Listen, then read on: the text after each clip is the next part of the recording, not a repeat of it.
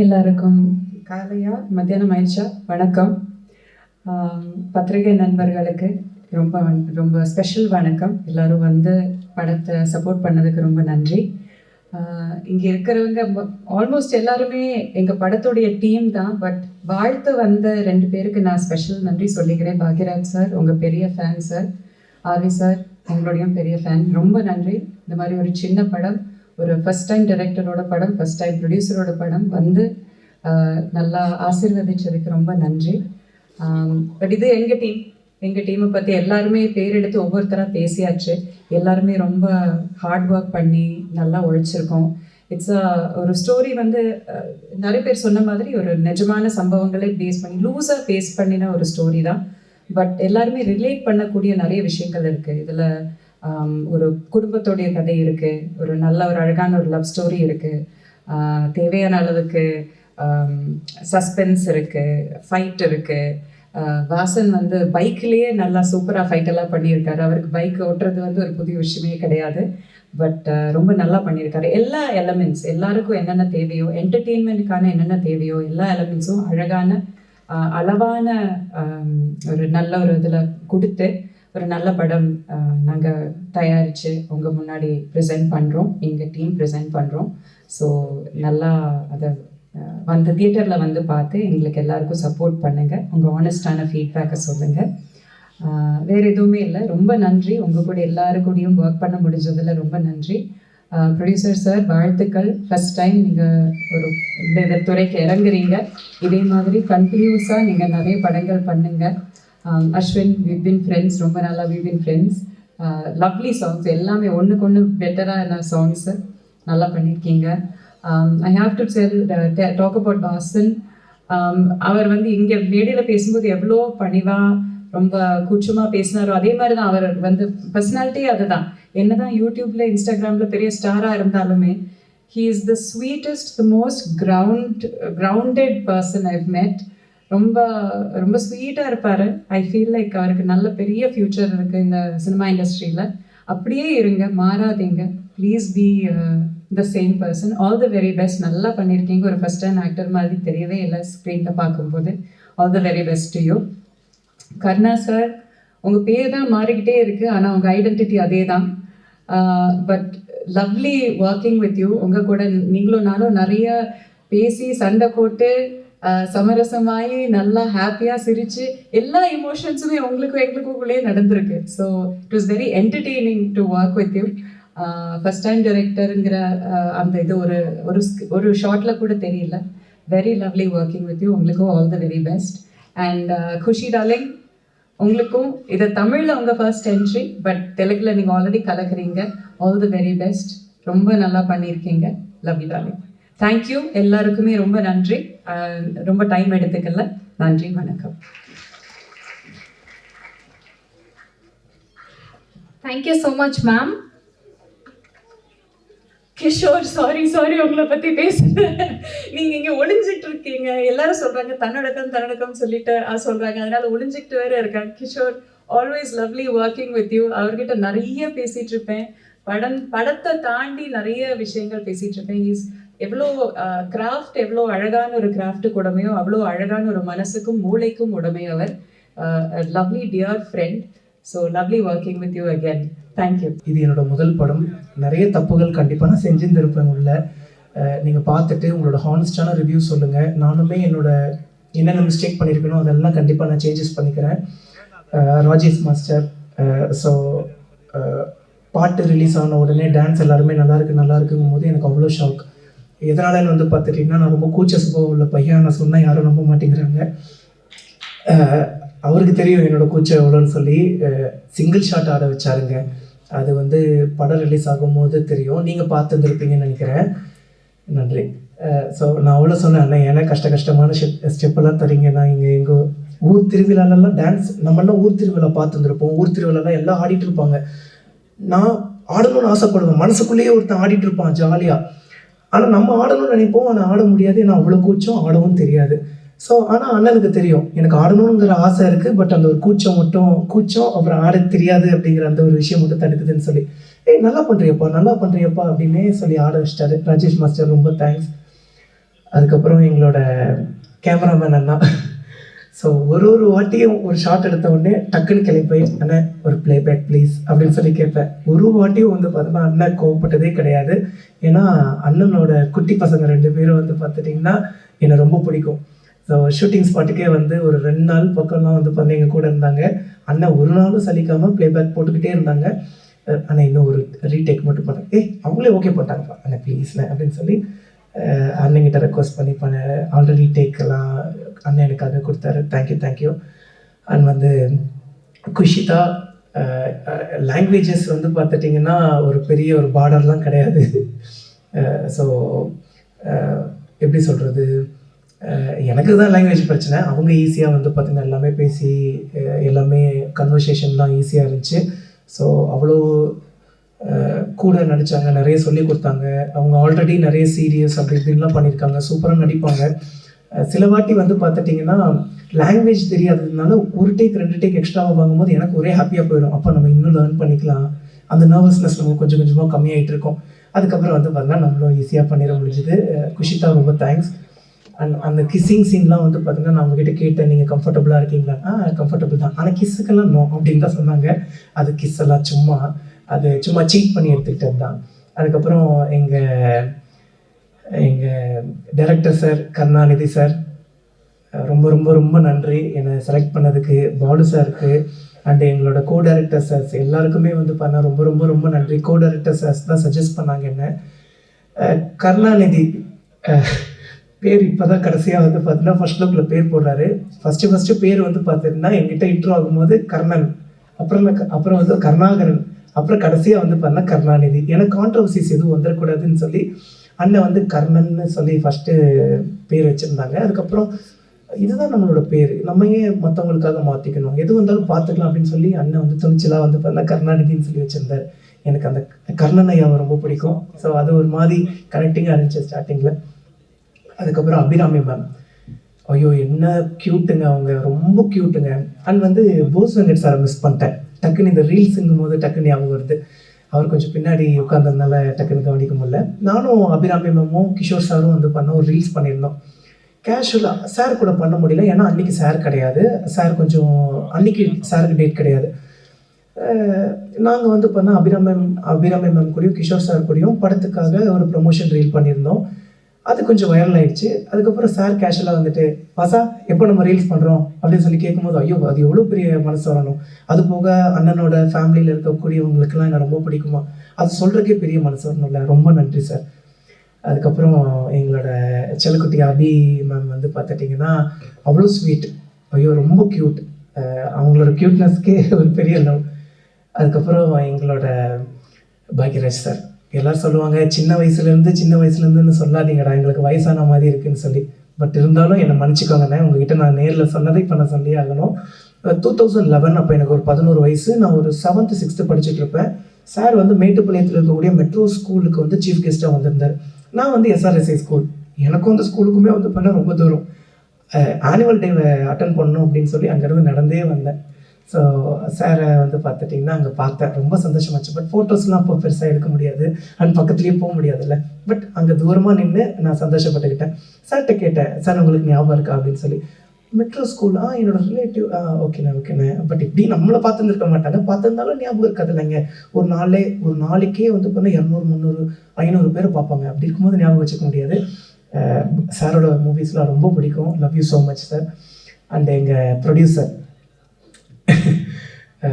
Director sir வந்து அடிக்கடி கேட்பார், என்ன தாண்டா பண்ணி நீ ப்ரொடியூசர் சார் மைக்கே வச்சுருக்கேன்னு. ஐயோ சத்தியமாக எதுவுமே இல்லை. நான் இப்போ டேரக்டர் சார்கிட்ட பேசின அளவுக்கு கூட வந்து பண்ணணும்னா ப்ரொடியூசர் சார்கிட்ட பேசினது கிடையாது. பட் அவ்வளோ அன்பு, ஏன் இவ்வளோ அன்பு? ஆனால் அந்த அன்புக்கு ரொம்ப நன்றி. அந்த அன்புக்கு எப்போவுமே நான் உண்மைக்குரியவனாக இருப்பேன். டீசர்லேருந்தே நான் ப்ரொமோஷன் ஆரம்பிச்சிட்டேன். காரணம் வந்து பார்த்துட்டிங்கன்னா இந்த படம் கண்டிப்பாக வெற்றி பெறணும், நம்மளை நம்பின்னு சொல்லக்கூடாது, டேரக்டர் சார் நம்பி தான். ஸோ வந்து சார் வந்து பார்த்தீங்கன்னா ஓகே பண்ணியிருக்காரு. பட் வந்து நம்மளையும் நம்பி வந்து பார்த்துட்டிங்கன்னா இவ்வளோ பெரிய ரிஸ்க் எடுத்திருக்காங்க. ஸோ அது ரிஸ்க்குன்னே சொல்ல விடக்கூடாது அப்படிங்கிற அளவுக்கு ப்ரொமோட் பண்ணிகிட்ருக்கோம். மீடியா நண்பர்களான நீங்களும் இங்கே இருக்கக்கூடிய எல்லாருமே உங்களோட சப்போர்ட்டை கொடுங்க. ஸோ எல்லாருக்கும் ரொம்ப நன்றி. கிஷோர் சார் என்னங்க நடிப்பு, அடா. ஆக்சுவலிங்க நான் வந்து நிறைய லேர்ன் பண்ணுவேன், ஏன்னா இதுதானுங்க நம்ம ஃபஸ்ட்டு மூவி. நிறைய நர்வஸ்னஸ் இருந்தாலும் நிறைய லேர்ன் பண்ணுவேன்னா அந்த மாதிரி வந்து பண்ணால் நிறைய லேர்ன் ஃபஸ்ட்டு சார் கூட வந்து பார்த்தீங்கன்னா நடிக்கிறோம். ஸோ ரோல் ஆகிடுச்சு, ஆக்ஷன் சொல்லிட்டாங்க. திடீர்னு சார் வந்து கேஷுவலாக பேச ஆரம்பிச்சிட்டாரு. நான் வந்துட்டு என்னடா திடீர்னு கேஷுவலாக பேச ஆரம்பிச்சிட்டாரு, ஒரு வேலை ஏதாவது கட் ஏதாவது பண்ணிட்டாங்களா, நம்ம தான் கவனிக்கலையா அப்படின்னு. அதுக்கப்புறம் சார் அப்படின்னு பார்த்தா அதுதான் டைலாக். எவ்வளோ இயல்பாக பேசினாரு. அதெல்லாம் பயங்கர இன்ஸ்பிரேஷன் ஆகிடுச்சு.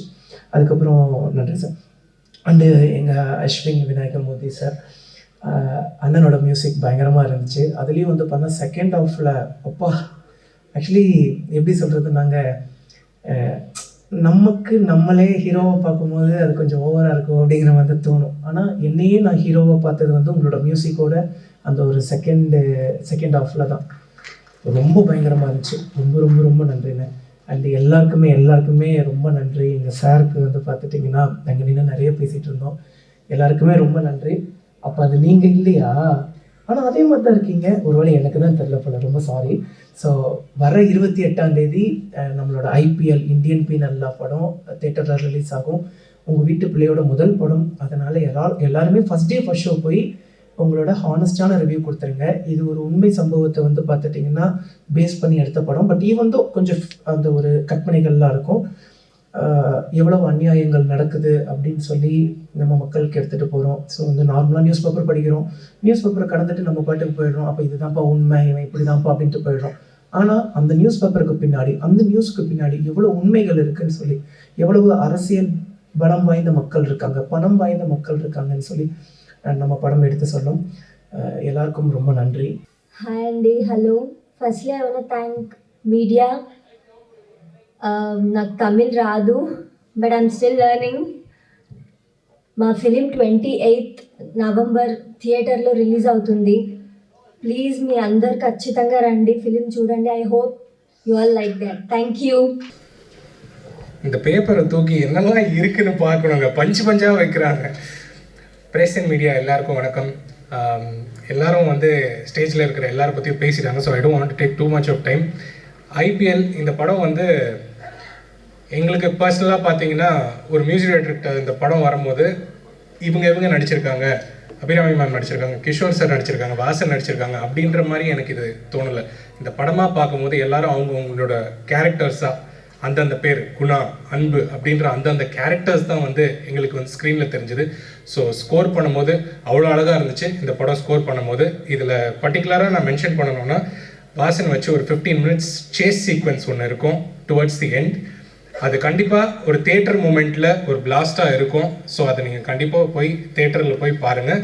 இந்த நேரத்தில் I want to thank my producer Sir Madan Krishnan sir. I want to thank my director Karnanidhi sir, all the actors, actresses and the legends on stage. Personally, எனக்கு ஒரு பெரிய thank you. இன்னைக்கு இந்த மேடை whatever is possible is because of my mom and my dad. எங்கள் அம்மா அப்பா இல்லைன்னா நான் இங்கே கிடையாது. அதோடைய எக்ஸ்டென்ஷனாக என்னுடைய wife and my kid. So அவங்கெல்லாம் இல்லைன்னா இங்கே நான் கிடையாது, இந்த கான்ஃபிடென்ஸ் எனக்கு கிடையாது. யாருக்கு பிடிக்குதோ இல்லையோ, என்னுடைய ஃபர்ஸ்ட்டு ஃபேன் பான், என்னுடைய குழந்தைக்கு ரொம்ப ரொம்ப பிடிக்கும். அவளே ஒரு 100-200 வியூ ஏற்றிட்டான்னு நினைக்கிறேன் நேற்றுலேருந்து ரிப்பீட்டில் பார்த்து. ஸோ எல்லாருக்கும் இந்த படம் வந்து பிடிக்கும்னு நினைக்கிறோம். நவம்பர் 28 இந்த படம் வந்து தியேட்டர்ஸில் வருது. So please come to theatres and support our team. Thank you. IPL நம்ம சினிமா கற்றுக்கிட்டே இருக்கும்போது இன்னும் கொஞ்சம் சினிமா கற்றுக் கொடுத்த திரைப்படம் எனக்கு. அதை கொஞ்சம் கொஞ்சமாக சொல்லிக்கிட்டே வரேன். இந்த படத்தோட இயக்குனர் எனக்கு ரொம்ப பிடித்த பேர். நான் பிறந்ததுலேருந்தே என் காதில் சொல்லி எங்கள் அப்பா என்னை ஊட்டி வளர்த்த பேர்.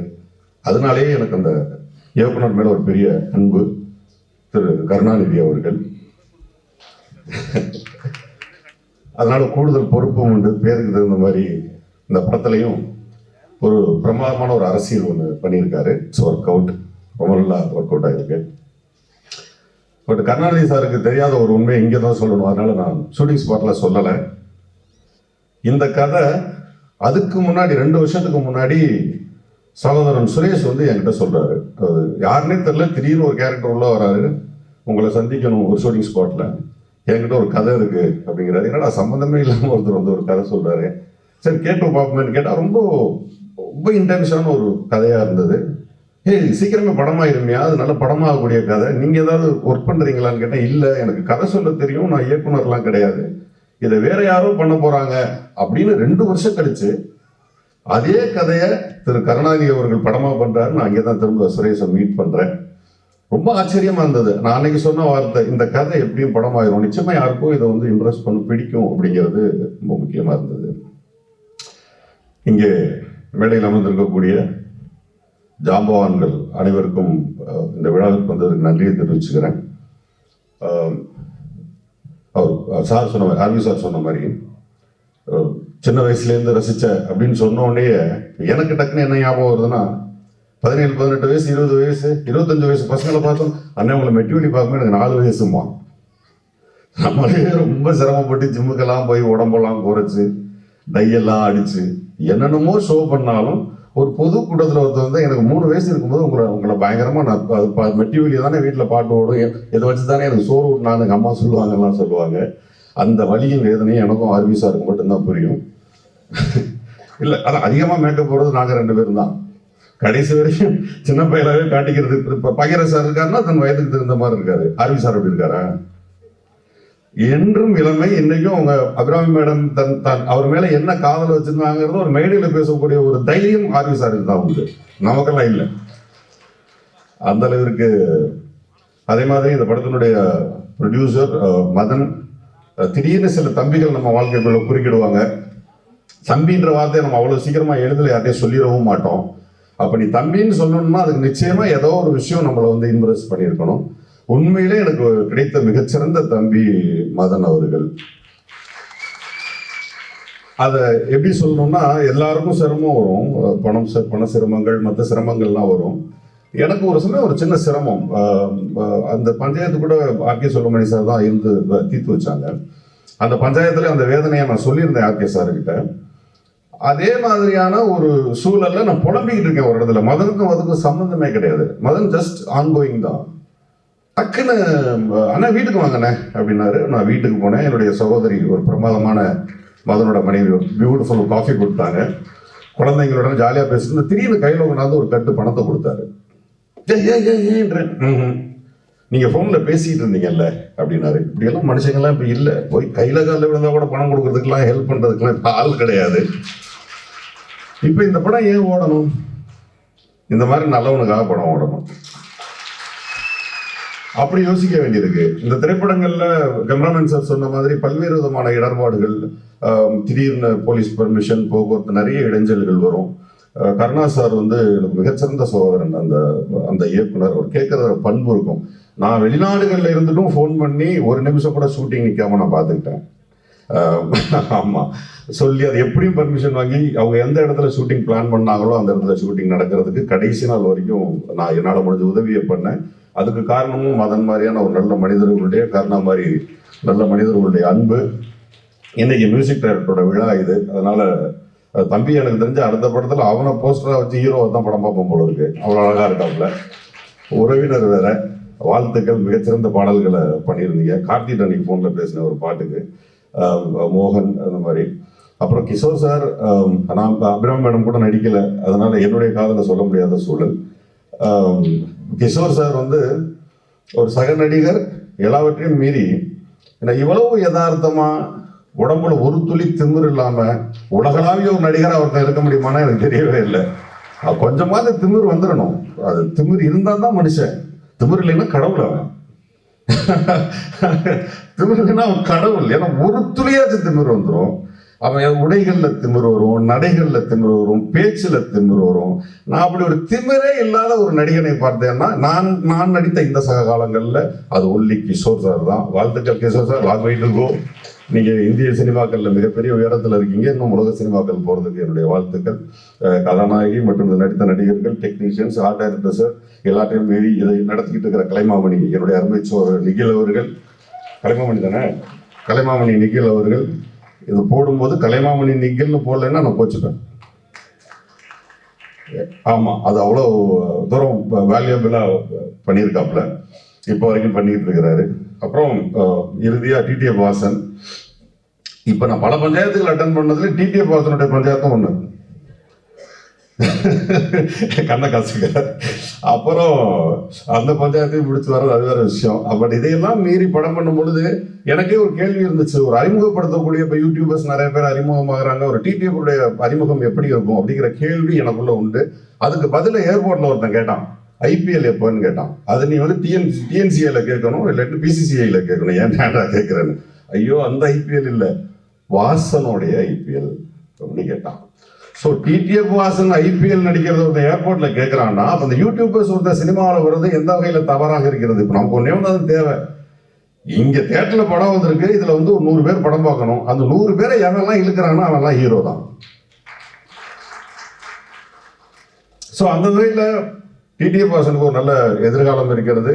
நல்ல 2 வீலர் ஓட்டுங்க, எல்லாம் ஓட்டுங்க, சட்டப்படி ஓட்டுங்க. அரசுக்கு எந்த இடைஞ்சலும் இல்லாமல், போலீஸ்காரங்களுக்கு எந்த இடைஞ்சலும் இல்லாமல், மக்களுக்கு எந்த இடையூறும் இல்லாமல் நீங்கள் நல்லா வண்டி ஓட்டுங்க. என்ன கேட்டால் அதை கொஞ்சம் குறைச்சிக்கிட்டு சினிமாவுக்கு வாங்க. You have a very good talent. நடிக்கும்போது எல்லாம் சிங்கிள் டேக் நடிக்கிற அளவுக்கு ஒரு பையன் ஃப்ரெஷ்ஷாக வந்த உடனே அந்த திறமைங்கிறது ரொம்ப கஷ்டம். அந்த திறமை உங்களுக்கு இருக்கு. வாழ்த்துக்கள். மிகப்பெரிய கதாநாயகனாக வர்றதுக்கு என்னுடைய வாழ்த்துக்கள். இந்த டீம் அத்தனை பேருக்கு என்னுடைய வாழ்த்துக்கள். இந்த திரைப்படம் மிகப்பெரிய அளவில் வெற்றி அடைகிறதுக்கு என்னுடைய வாழ்த்துக்கள். நன்றி. ஐபிஎல் இந்தியன் எல்லாம் அந்த படத்துக்கு வாய்ப்பளித்த ப்ரொடியூசர் டைரக்டருக்கு முதல்ல நன்றி. இப்போது பேசுகிறார் கார்த்திக் சார், சின்ன வயசுலேருந்து பார்த்தது அப்படின்னு சொல்லக்கூடாதுன்னு. எந்த வயசுலையும் பார்த்து கற்றுக்க வேண்டிய படங்களை எடுத்தவங்க தான் எங்கள் தாம்பவங்க இருக்கிறாங்க. எப்போ வேணாலும் பார்க்கலாம் அந்த படங்களெல்லாம். அவங்கெல்லாம் எடுத்தது பெரிய லிஸ்ட் இருக்குது. அதெல்லாம் வந்து எப்போ பார்த்தாலும் இப்படி இது அப்படின்ற மாதிரி எடுத்தவங்க தான் இதெல்லாம் இருக்கிறாங்க. அவங்களுக்கு எல்லாருக்கும் நன்றி. ஐபிஎல் கருணா தம்பி ஆனால் இது மாதிரி ஒரு ரோல் பண்ணணும். எப்பவுமே எந்த ஒரு படத்துக்கு போனாலும் நம்ம கொஞ்சம் எம்ப்ரேஸ் பண்ணுவோம். அது எப்படி பண்ணலாம் எப்படி பண்ணலாமா, விடவே மாட்டான் தம்பி. இதை மட்டும் பண்ணினா போதும் அப்படின்னு ஒரு ஆர்டர் ஒன்று வரும். எது சொல்ற இல்லைப்பா இப்படி பண்ணலாம், இப்படி பண்ணால் போதும் ஒன்று. அது வந்து அவங்களோட நம்பிக்கை, அந்த தெளிவு.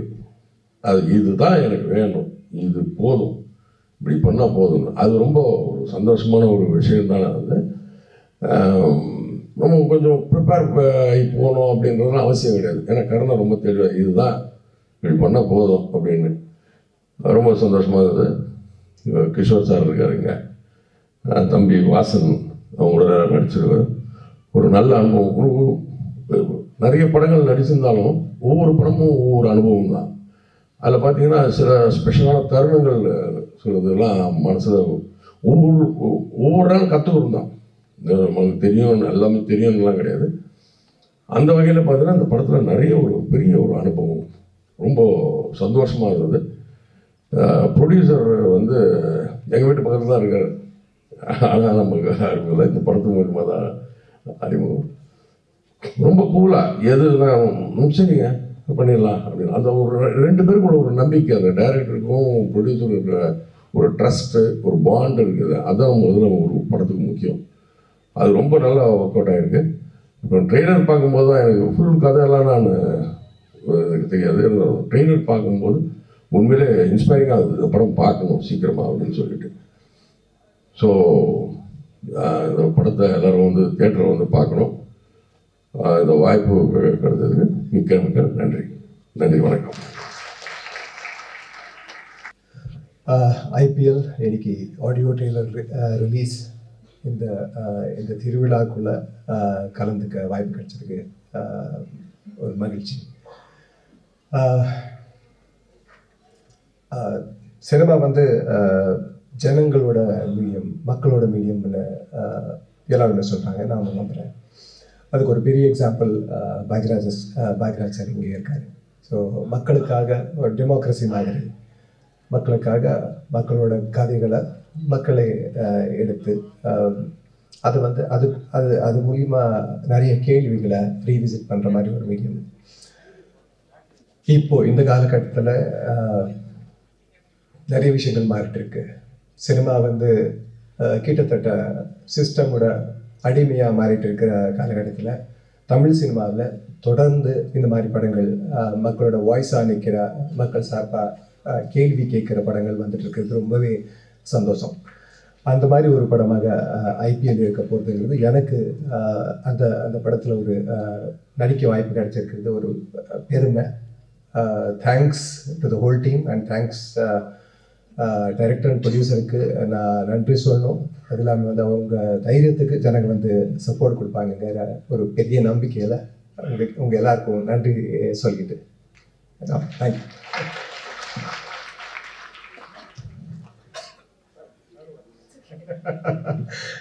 இல்லை அபிராமி மேமுக்கு நான் ஒரு பெரிய நன்றி சொல்லணும், அதை மறந்துட்டேன். பிகாஸ் அதான் மேம் சொல்லிட்டு இருந்தாங்க, நாங்கள் நிறைய பேசிட்டு இருந்தோம். ஒரு பெரிய லேர்னிங் எக்ஸ்பீரியன்ஸ் எனக்கு அவங்க கூட நடித்தது, அவங்க கூட பேசினது. Thank you for your honest opinions and honest words. நிறைய விஷயங்கள் கற்றுக்கிட்டேன்.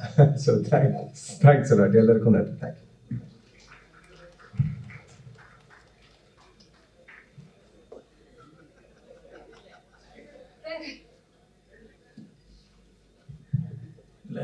நேரம் கருதி சுருக்கமாக 2 வார்த்தைன்னு யாருக்காவது நீ சொல்லுவேன்னு பார்த்தேன், ஒருத்தருக்குமே சொல்ல. ஆமாம், மனசு விட்டு பேசுகிறேன்னா லைட் ஆஃப் பண்ண ஆரம்பிப்பாங்கம்மா. அந்த நேரத்தில் என்ன வந்து போகிறாங்க, அது ஒரு சிம்டம் கொடுப்பாங்க.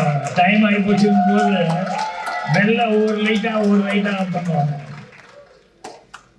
ஸோ சிறப்பான இந்த ஐபிஎல் திரைப்படத்தினுடைய இசை மற்றும் ட்ரெய்லர் வெளியீட்டு விழாக்கு வந்திருக்கிற அனைத்து பத்திரிகை மற்றும் ஊடக நண்பர்கள், முன்னால் உட்காந்துருக்காங்க, வாழ்த்து வந்திருக்க அவங்க எல்லாத்துக்கும், இங்கே இருக்கிறவங்க எல்லாத்துக்கும் என்னுடைய பணிவான வணக்கம் தெரிவிச்சுக்கிறேன்.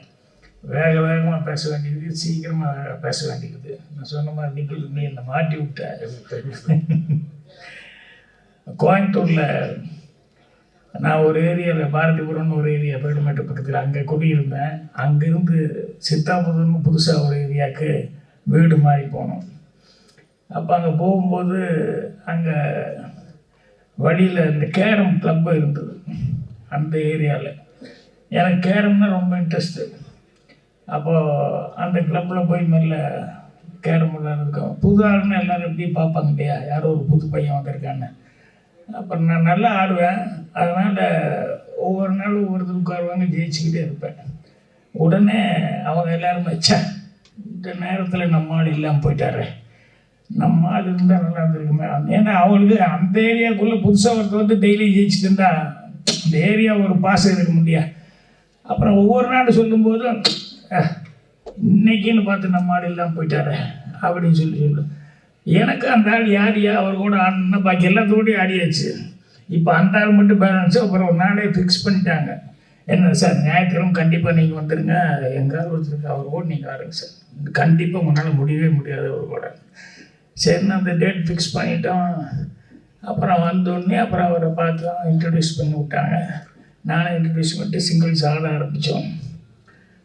நான் ஆட ஆரம்பிக்கும்போது முதல்ல அவர் எப்படி ஆடுவார் தெரிஞ்சுக்கிறதுக்காக ட்ரையலில் வந்து ரொம்ப ஸ்லோவாக அப்படி லேசாக அப்படி டச் பண்ணிக்கிட்டு அவருடைய ஆட்டத்தை அப்சர்வ் பண்ணிட்டு இருந்தேன்.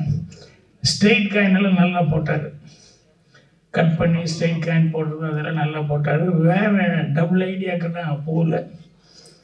அப்புறம் ஒரு ட்ரையல் முடிஞ்சது. அதுக்கப்புறம் 2வது ட்ரையல் அவங்க உடனே அவர் ஆடாட அவங்களுக்கு எல்லாத்துக்கும் அங்கே இருக்கிற எல்லோரும், ஏன்னா நான் ஒருத்தன் சிங்கிள் சோலோ, ஏன் ஏரியா இல்லையா அவங்க ஏரியா, எல்லோரும் சபாஸ் அப்படின்னு சொல்லி கை தட்டிட்டு இருக்காங்க, உற்சாகப்படுத்திட்டு இருக்காங்க. அப்புறம் டாஸ் போட்டு ஆட ஆரம்பித்தோம். இப்போ நான் எடுத்தோடனே அவரை சிங்கிள் காய் போடுறாலும் டபுள் ஐடியாக்கெல்லாம் போகுது அப்படின்னு ஒன்றுமே எடுத்தோடனே ஸ்ட்ரெயிட் காயின் போடாமல் நான் வந்து டபுள் பாயிண்ட் கெயின் பண்ணி அடித்தேன்.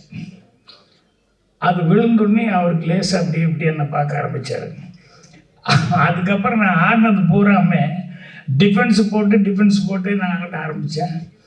அப்புறம் போர்டு எடுத்துக்கிட்டே இருந்தோம். இப்போ இந்த கூட்டத்தில் என்னென்னா அவர் மிஸ் பண்ணும்போது எல்லாருக்குமே ஒரு மாதிரி ஃபீலிங் ஆகி, ஏதோ அவங்க எல்லாருமே தான மாதிரி ஒரு மாதிரி ஃபங்க் ஆகி ரெடி பார்த்து அப்படி இப்படிங்கிற மாதிரி சொல்லிட்டு அவர் ஒன்று பண்ண பிரமாதமான கைதட்டல் எனக்கு கைதட்டல் இல்லை. அப்புறம் இப்படி போயிட்டே இருந்தது, அப்படியே பாயிண்ட் எடுத்துகிட்டே இருந்தோம். அப்புறம் நான் கொஞ்சம் யோசித்தேன், இத்தனை பேர் ஒரு ஹீரோவாக நினச்சி இன்னைக்கு கண்டிப்பாக அவர் ஜெயிக்கணுன்ட்டு இவ்வளோ பேர் உட்காந்துருக்கிற நேரத்தில் இப்போ நான் எங்கேயோ இருந்து வந்தவன் இன்னைக்கு ஒரு நாள் நான் ஜெயிச்சேன்னா இருப்பது, ஒரு நாள் தோற்றாதனால என்ன பிரஸ்டீஜாக இருப்பது அப்படின்னு சொல்லிட்டு அப்படியே ஸ்லோ டவுன் பண்ணிட்டேன். அப்படி இப்படியே ஆடி அப்படியே 2 பேரும் ஈக்குவல் வர்ற மாதிரி பண்ணி கடைசியில் அவர் ஜெயிச்சார். உடனே அவங்க எல்லோரும் பயங்கர கிளாப்ஸ் அடிச்சு பிஸ்கில் அவங்க எல்லாம் கைதட்டி இது பண்ணாங்க. அப்புறம் காஃபி சாப்பிட்லான்ட்டு போனோம். அப்புறம் உட்காந்தோம்.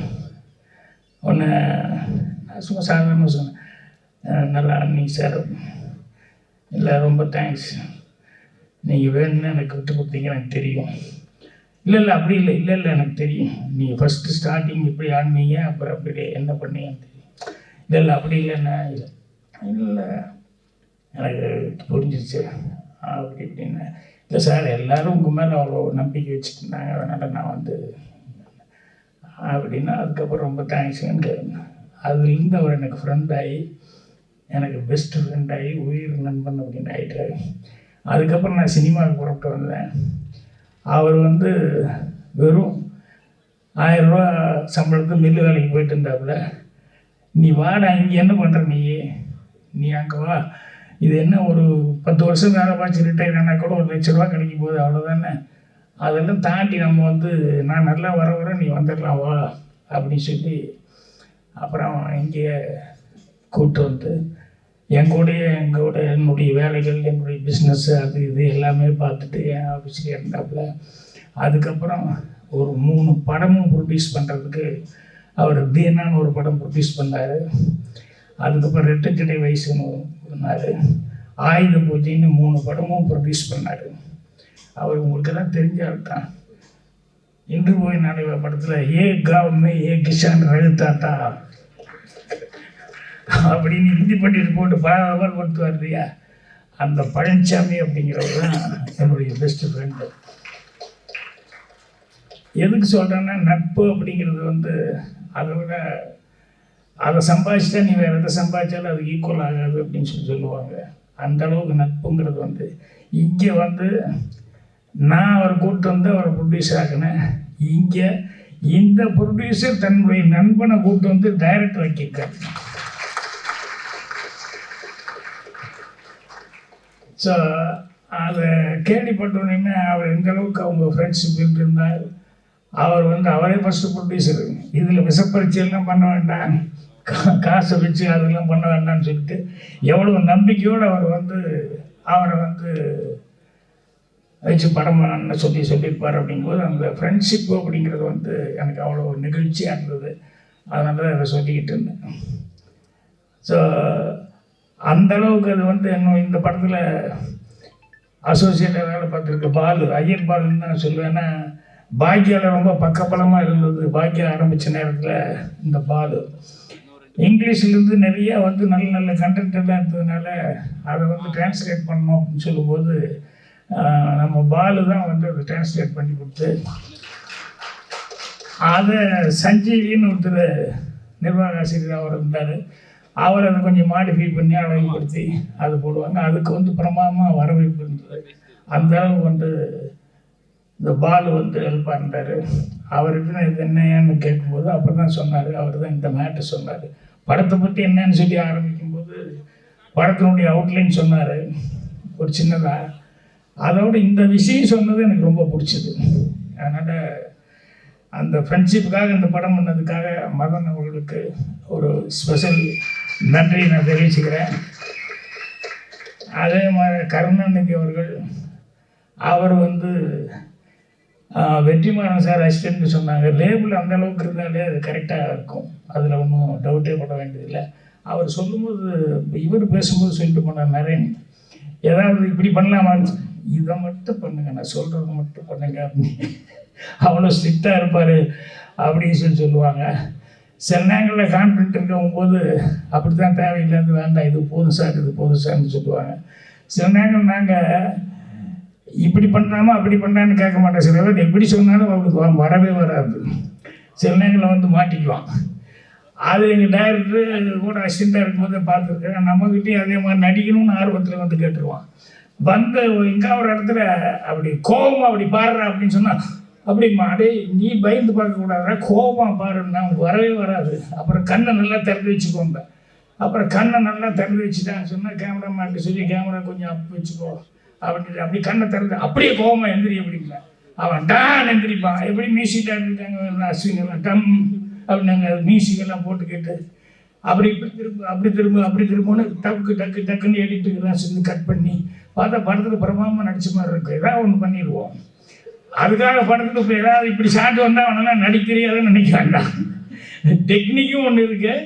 அந்த டெக்னிக்கில் வந்து சில நேரங்களில் வந்து இப்படி நடிக்க தெரியாமல் வந்து மாட்டும்போது யூஸ் பண்ணுவோம். ஆனால் அந்த கருணாநிதி வந்து அவ்வளோ கான்ஃபிடென்ட் இருந்தால் தான் அப்படி சொல்ல முடியும். ஒரு ஆர்டிஸ்ட்டு வந்து இல்லை சார் எனக்கு இது போகுது இப்படி வேணும்னு சொல்லிட்டு. ஸோ அது வெற்றிமாறன்கிட்ட தான் எனக்கு வந்ததுனால அவ்வளோ கான்ஃபிடென்ட்டாக இருக்கார். அவருக்கு என்னுடைய பாராட்டு தெரிவிச்சுக்கிறேன். அப்புறம் மணி கேமராமேன் ராஜா என்னோடய படத்துக்கு பண்ணார். சிந்து +2 அதில் அசோசியேட்டு கூட ஒர்க் பண்ணேன் அப்படின்னாரு. இது அவர் பேசும்போது தான் கவனிச்சுக்கிட்டே இருந்தேன்.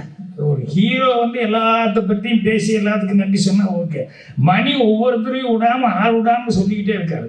என்னடா எத்தனை பேர்த்துக்கிட்டே இருந்தாலும் நன்றி சொல்லுவாருன்னு பார்த்துக்கிட்டே இருந்தேன். அந்த அளவுக்கு மணியும் வந்து ரொம்ப இன்வால்வ் ஆகி வேலை பார்த்துருக்காரு. இதுக்கு அதில் இருக்கிற டெக்னீஷியன்ஸ் எல்லாருமே மியூசிக் டைரக்டர் அவர் ஏற்கனவே ஃபேமஸ் ஆகிட்டார். ஆர்ட் டைரக்டர் பற்றி எல்லாருமே மாற்றி மாற்றி சொல்லிட்டாங்க.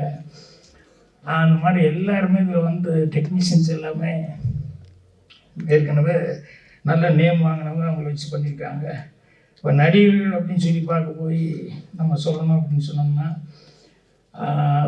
கதாநாயகன் அப்படிங்கிறத விட கதையின் நாயகன்னு சொல்லி கிஷோர் சொன்னாங்களே, இந்த கிஷோர் அவர்கள் வந்து அவரை பற்றி ரொம்ப மணி பாராட்டி பேசினாப்புல இருந்து நிறைய பேர் எல்லாருமே சொன்னாங்க. என்னென்னா ஒரு என்ன நமக்கு டேலண்ட் இருந்தாலும் என்ன இது இருந்தால் கூட நம்ம கேரக்டர் நல்லா இருக்கணும். சினிமாவில் மட்டும் நம்ம கேரக்டர் இல்லை, ரியல் லைஃப்பில் நம்ம கேரக்டர் நல்லா இருக்கணும். ஸோ அது ரொம்ப இம்பார்ட்டண்ட்டு. அது வந்து கிஷோர்கிட்ட வந்து அந்த கேரக்டர் எல்லோரும் பாராட்டி சொல்லும்போது அவ்வளோ சந்தோஷமாக இருக்குது. ஆனால் ஆளை பார்க்கும்போது அவ்வளோ சாந்த சுருவியாக இருக்காது. படத்தில் தான் இல்லை, எல்லா படத்துலேயும் அவர் அடிக்கிற மாதிரி தான் கேரக்டர்கள் நிறைய வரும்போது வழியே இதில் தான் அடி வாங்குற மாதிரி கேரக்டராக வந்து செஞ்சுருக்காரு. ஸோ குணசித்திரமான கேரக்டர்னு நினைக்கிறேன். அதுக்கப்புறமா உதயகுமாருடைய விருப்பத்துக்குரிய பிரியமான அபிராமி இல்லை அவர் மிஸ் ஆகி போச்சு அப்படின்னு சொல்லி ஃபீல் பண்ணி அது மிஸ் ஆனால் அந்த ஃபீலிங் இருக்கும். ஏன்னா நான் கூட வந்து ரேவதி முதல் என்கிட்ட என்னோட படத்துக்கு தான் வந்து டார்லிங்கு. அப்புறம் நான் பார்த்தேன் ஏஜ் வந்து எனக்கு இடிச்சது. என்னென்னா அது அப்போ தான் ஸ்கூல் முடிச்சுட்டு வர்ற மாதிரி இருந்தது. +1 +2 படிக்கிற பொண்ணு மாதிரி. எனக்கு காலேஜ் எல்லாம் முடித்து ஃபாரின்லேருந்து படிச்சுட்டு வர்ற மாதிரி கேரக்டர் கொஞ்சம் மெச்சூர்டாக வேணும், கொஞ்சம் வெயிட் பண்ணுமா அப்படின்னேன்.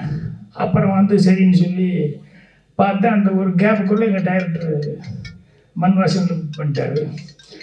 அதுக்கப்புறமா நான் வந்து இன்னொரு பொண்ணை சிங்கப்பூரில் பார்த்து எனக்கு நடிக்க சான்ஸ் கிடைக்குமானது. அப்புறம் நான் ஃபோட்டோ ஷூட்டில் எடுத்து பார்த்து இங்கே வந்து ஃபோட்டோ ஷூட் எடுத்து பார்த்து ஓகே அடுத்த படம் நான் பண்ணுறேன் அப்படின்னு சொல்லி சொன்னோன்னே கொஞ்சம் கேப் இருந்து இந்த படம் முடிக்கிறதுக்குள்ளே பண்ணிடலான்ட்டு அதுக்குள்ளே எங்கள் டைரக்டர் கூப்பிட்டு போய் அந்த நிலாவை தான் பார்த்தேன் அப்படின்னு சொல்லி அந்த பொண்ணு அதை நடிக்க வச்சுட்டாரு. அதுவும் போச்சு.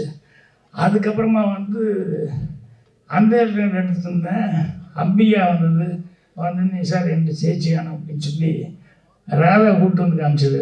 நல்லா இருக்கே அப்படின்னு சொல்லிட்டு சரிம்மா அடுத்து தூரம் நின்று போச்சு வில்லேஜ் செஞ்சுட்டு அதில் போட்டிக்குவோம் அப்படின்னு சொல்லிட்டு அதுக்கு பேசிட்டோம்னா பேசி எல்லாம் ஃபிக்ஸ் பண்ணி வச்சேன். டக்கான்னு வந்து எங்கள் டைரக்டர் மறுபடியும் அதையும் கூப்பிட்டு இத்தனை மிஸ் ஆகும் போது எப்படி இருக்கும். ஆனால் எல்லாருமே நல்லா வந்துட்டாங்க. என்னென்னா அது யார் கையில் பண்ணணும் அப்படிங்கிறது ஒன்று இருக்கு இல்லையா. அந்த மாதிரி எங்கள் டைரக்டர்கிட்ட போனதுனால எல்லாருமே அவ்வளோ இதாக வந்தாங்க. அந்த மாதிரி அபிராமியை மிஸ் பண்ணிட்டோன்னு அவர் ரொம்ப ஃபீல் பண்ணி இப்போ சொல்லிட்டு இருந்தார். அபிராமி வந்து கதாநாயகியாக நடித்த எமோஷன் கேரக்டர்களை விட இந்த அதுக்கப்புறம் கதைக்கு நாயகன் அப்படின்னு சொல்கிற மாதிரி கதைக்கு நாயகியாக நடிக்கிறாங்களே அது ஒரு 2-3 படம் பார்த்தேன். அதில் தான் அவங்களுக்கு நிறைய ஸ்கோப் கிடைச்சிது. நிறையா நல்ல நல்ல கேரக்டர்ஸ் எல்லாம் அவங்க பண்ணியிருக்காங்க. ஸோ அந்த மாதிரி நம்ம போஸ் வெங்கட் அவருக்கு இன்னொரு முகம் இருக்குது. இந்த இதில் வழக்கமான முகத்தில் நடிச்சிருக்காரு. ஆனால் டைரக்டர்னு இன்னொரு முகம் ஒன்று இருக்குது. அதில் வந்து படம் 2 படம் பண்ணியிருக்காரு. அது வந்து எனக்கு ரொம்ப பிடிச்சிருந்தது.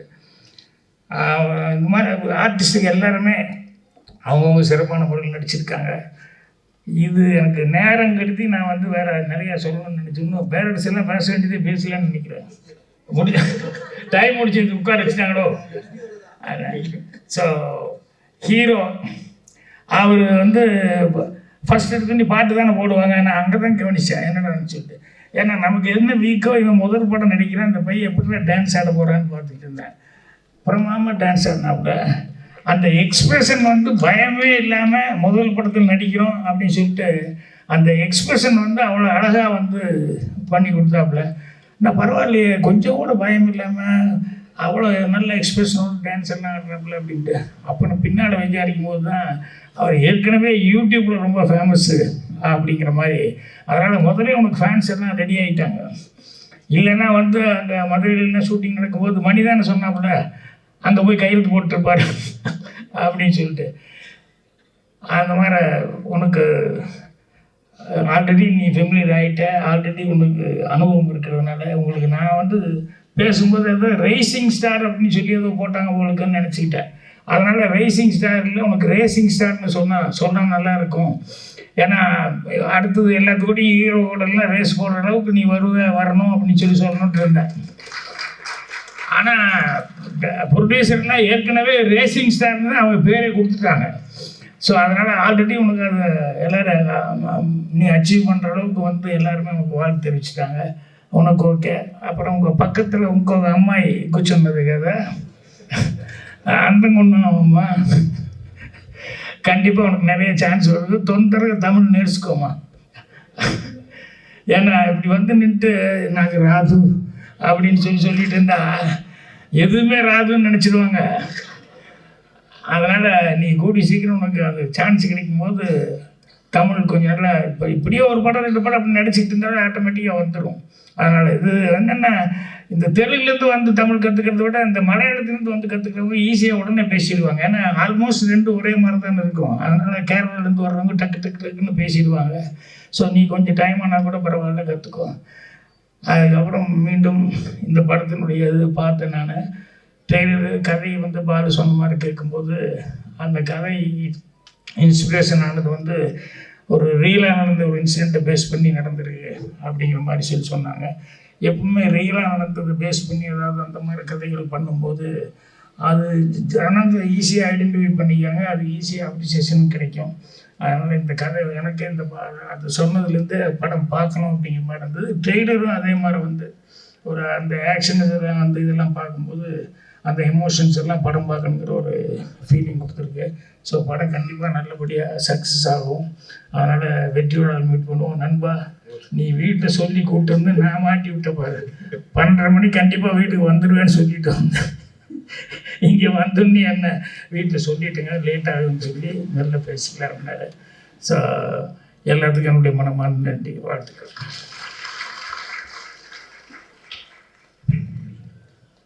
Thank you sir. சார் நான் மட்டும் நிகழ்ச்சியா வேணாம்.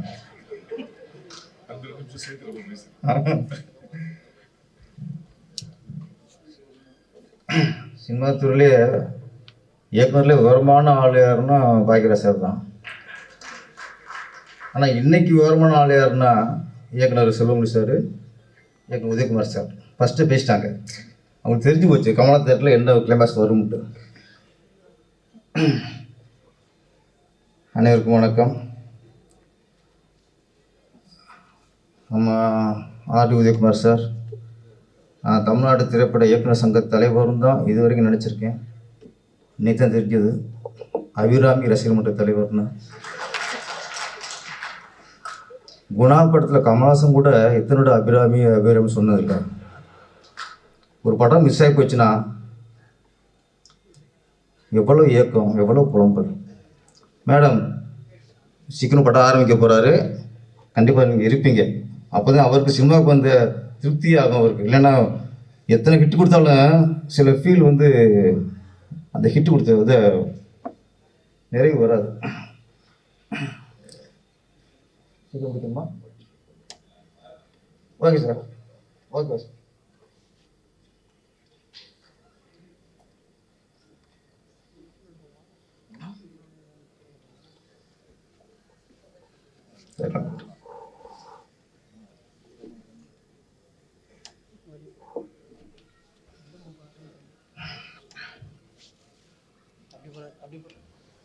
நான் இப்போ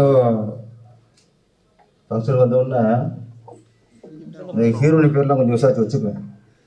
ஏன்னா பேசும்போது வாழ்த்து பேசணும்ல.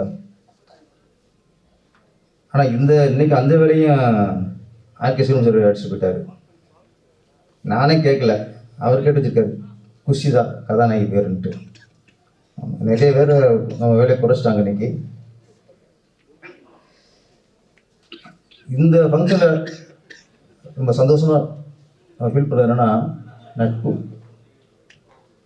உங்கள் தயாரிப்பாளருக்கு நான் ரொம்ப ரொம்ப நன்றி சொல்கிறேன். நான் ஒரு நண்பனுக்காக அவரை இயக்குனர் ஆக்கணும்னா ஒரு படம் எடுக்கிறதுங்கிறது பெரிய விஷயம். அதுக்கு நான் உண்மையிலேயே புதுசில் பாராட்டுறேன். அதே மாதிரி ஒரு நட்புக்காக அவர் படம் எடுத்தாலும் நம்ம டைரக்டர் வந்து கதைக்காக தான் படம் பண்ணியிருக்காரு. அது ட்ரெயினில் பக்கமாக தெரிஞ்சு போச்சு. கண்டென்ட் கேட்டேன். இப்போ உள்ள சமூகத்துக்கு தேவையான படம். இயக்குனர் சிந்திப்பாங்க, ரசிகர்கள் படத்தை பார்த்துட்டு போயிடணும். சிந்திக்கிற வேலையெல்லாம் இயக்குனருக்கு, மக்கள் வந்து படத்தை பார்த்துட்டு போயிடணும். ஆனால் சில இயக்குனர் தான் அவரும் சிந்திச்சு மக்களையும் சிந்திக்க வைப்பாங்க. இந்த படம் மக்களையும் சிந்திக்க வைக்கிற படம். IPL ஒரு சமூக சிந்தனையோட, சமூக அக்கறையோட கருணாநிதி அவர்கள் படத்தை எடுத்திருக்கிறாரு. கருணாநிதி அப்படிங்கும்போது அது சாதாரண பெயர் இல்லை, அது பவர்ஃபுல் பேர். அது தமிழ் திரையுலகில் கருணாநிதி அப்படின்னா இந்த வரலாறு இருக்க வரைக்கும் இந்த பேர் சினிமாவில் இருக்கும். ஏன்னா அரசர் கதைகள், சாமி கதைகள் வெறும் பாட்டாக போய்க்கிற காலகட்டத்தில் இந்த சினிமா அப்படியே திருப்பி போட்ட படம் பராசக்தி. கலைஞரோட வசனம். அதுக்கப்புறம் சினிமாவை வேறு ரூட்டில் போயிடுச்சு. ஆரம்ப காலகட்டத்தில் இந்த ப்ரொடியூசர் அந்த பேனர் நேமில் தான் டைட்டில் போடுவாங்க. ஏவிஎம்இ, வாழ்க்கை, அந்த மாதிரி தேவரின் தெய்வம், ஜெமினியின் ஒளி விளக்கு, இப்படி பேனர் போட்டு தான் டைட்டில் வரும். அதுக்கப்புறம் இயக்குனர் காலம் வரும்போது தான் ஃபஸ்ட்டு ஆரம்பித்தது ஸ்ரீதர் சார். அவர் வந்ததுக்கப்புறம் தான் ஸ்ரீதரின் நெஞ்சில் ஒரு ஆலயம், அப்படி அப்புறம் பாலச்சந்திரன், அப்புறம் பாரதி ராஜாவின். அது ஒரு ப்ரொடியூசர் பேர் போகிறது ஓகே, இயக்குனர் வெற்றி அடைஞ்சதுக்கப்புறம் அவங்க பேர் போகிறது ஓகே. ஆனால் ஒரு வசனகர்த்தா அவர் பேரை போட்டு ஒரு டைட்டில் வர்றது அந்த கருணாநிதிங்கிற வார்த்தை பேர். கருணாநிதியின் பராசக்தி, கருணாநிதியின் பூம்புகார். அங்கே பேனர் இருக்காது, டைரக்டரும் கீழே இருப்பாங்க.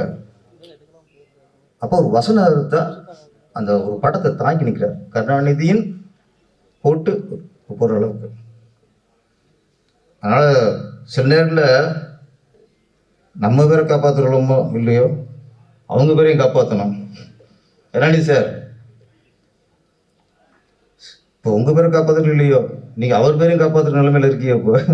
அதனால் நானே சொல்கிறேன்னா, இந்த படம் வெற்றிக்கு அப்புறம் நீங்கள் தொடர்ந்து வெற்றி கொடுத்து இயக்குனர் கருணாநிதியின் அப்படின்னு டைட்டில் போகிற அளவுக்கு நீங்கள் வெற்றி அடையணும்.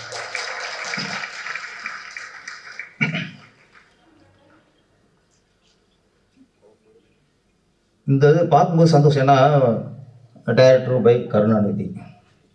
சமீபத்தில் ரொம்ப ஒரு ஒரு வேதனான விஷயம், ரொம்ப வருத்தப்பட வேண்டிய விஷயம் என்னென்னா, நிறைய விளம்பரங்களை பார்த்தோம் சார். படம் தூங்கும்போது அந்த தயாரிப்பாளரும் இயக்குனரும் நல்லா நட்பாக கட்டி பிடிச்சி மாலையை மாற்றிக்கிட்டு மணப்பெண் மாதிரி மாலையை போட மாலையை போட அப்போல்லாம் கட்டி பிடிப்பாங்க. படம் முடியும் போது அது இல்லை. பெரும்பாலான படத்துக்கு நான் சொல்கிறேன், நிறைய ஆடியோ லான்ச்சுக்கு போயிருக்கோம். திடீர்னு உதயகுமார் சார் யார் இயக்குனர் இருப்பா, இயக்குனர் வந்துருக்க மாட்டார், கூப்பிட்டுருக்க மாட்டாங்க. அப்போ பிடிச்சி ஒரு பிரச்சனை வரும்போது இயக்குனரே அவாய்ட் பண்ணிடுறாங்க. என்னென்னா, நிறைய விளம்பரங்களை பார்த்ததில்ல, ஒரு 4-5 படம் அந்த டைட்டில் கீழே இதில் இருக்கிற கருணாநிதின்ற போல்டாக இருக்கும், ப்ரொடியூசர் பேரும் போல்டாக இருக்கும். மற்ற இந்த பிஆர்ஓஸ் ஸ்டில்ஸு இதெல்லாம் ஒரு லெவலில் இருக்கும்.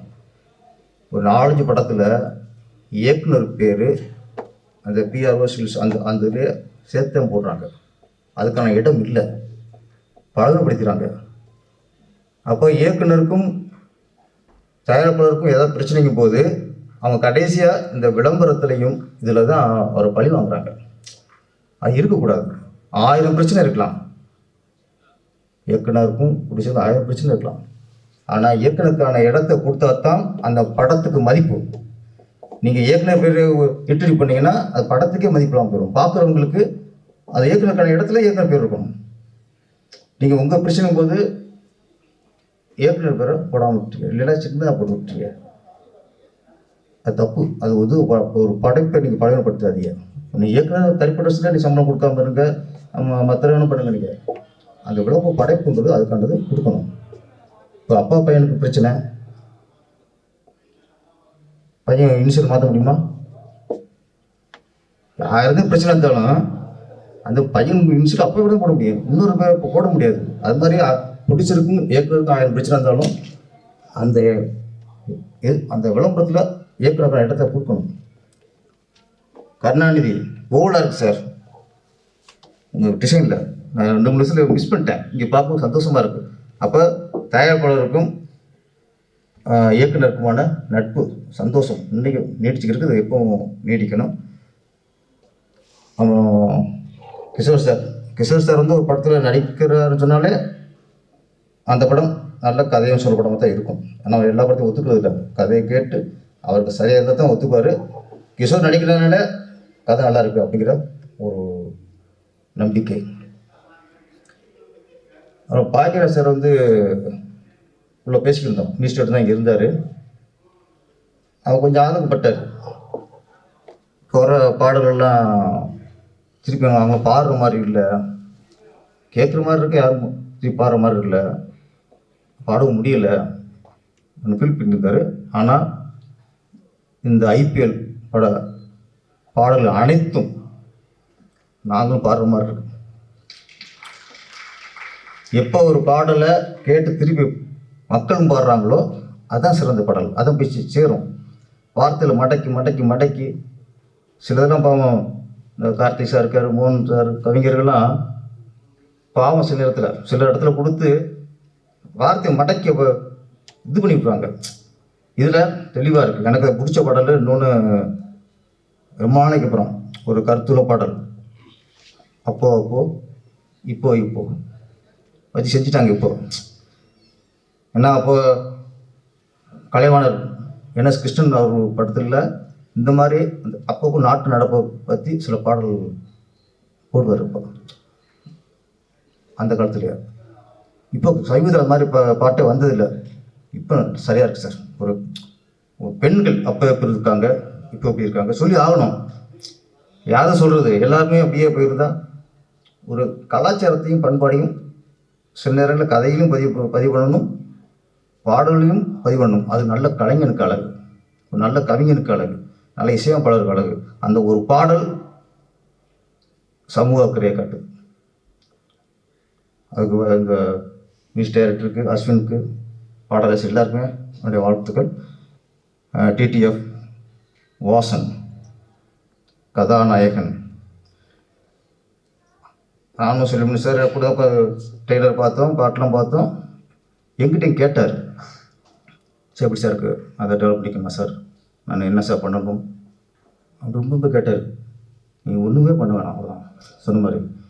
கொஞ்சம் இந்த பைக் ரேஸு இதெல்லாம் நீங்கள் குறைச்சிக்கணும். ஏன்னா உங்களை நம்பி நீங்கள் பணம் போடுவாங்க ப்ரொடியூசர்ஸ், கோடிக்கணக்கு போடுவாங்க. அப்போ நீ சினிமாவில் நடிக்க வந்ததுக்கப்புறம் அந்த மாதிரி விளையாட்டுகள் கொஞ்சம் குறைச்சிக்கணும். ஏன்னா நம்மளை நம்பி ப்ரொடியூசர் ஒரு மூலதனம் போடும்போது, கோடிக்கணக்கில் போடும்போது அதுக்கு நம்ம முழுக்க அதுக்கு பொறுப்பாக இருக்கணும். அதை விட முக்கியமான ஒன்று எப்படின்னா, இப்போ வர ஹீரோக்களுக்கு இந்த படம் ஹிட் ஆயிரும், இதுக்கப்புறம் நீங்கள் மார்க்கெட்டுக்கு பெரிய மார்க்கெட்டுக்கு வந்துடுவீங்க, அது கன்ஃபார்ம்.